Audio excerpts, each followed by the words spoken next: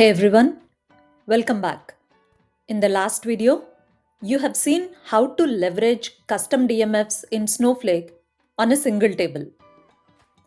In this one, we are diving into something super useful, custom DMFs that work with multiple tables in Snowflake.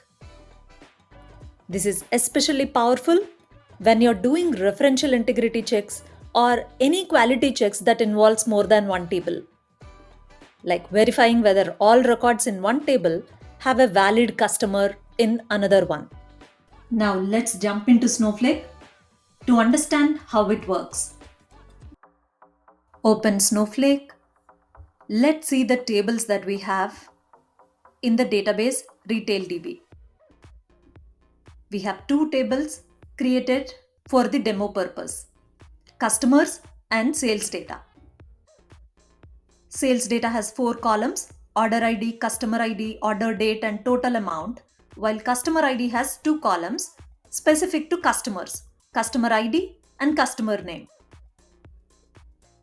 And the common column between these two tables is customer ID. That means the customer IDs that are there in sales data are expected to be in the customers.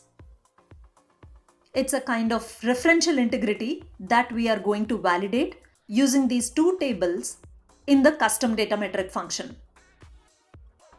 Let's go ahead with custom data metric function creation with arguments having two tables.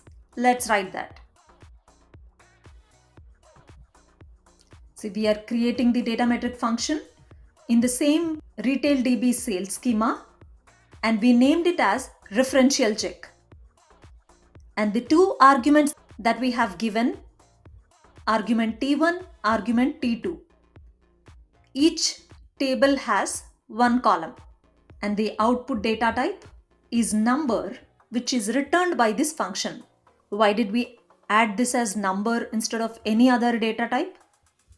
Because we want to get the count of records which missed this referential integrity relationships. In other words, how many customers which are present in one table but not in the other. And that count is obviously the number. So that's why we defined the output data type returned by this function as number. Clear? Again, the structure is simple: input arguments, output, and then function logic. Let's execute this. The function is successfully created. Let's open the functions. See here, with two arguments, returns number, created a SQL. All right, let's use this. We are simply calling the referential check function with the two arguments specified in the same structure as we have defined in the function. See, two tables with two columns. All we are doing is we are selecting the customer IDs in sales data but not in the customers without writing the entire logic. So once we define the function, you can apply that function to any number of tables you want to use it for. Let's execute this. There is one record, that is one customer ID, which is present in sales data but not in customers. Let's quickly preview the data. There are 5 customer IDs in the customer table.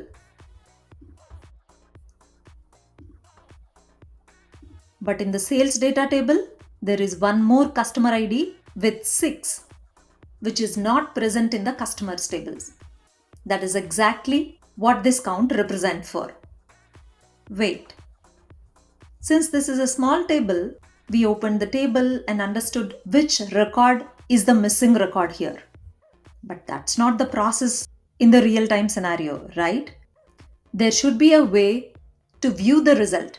You'll learn more about that in the upcoming videos. Hope you found this helpful. Feel free to comment with any questions, inputs, and thoughts.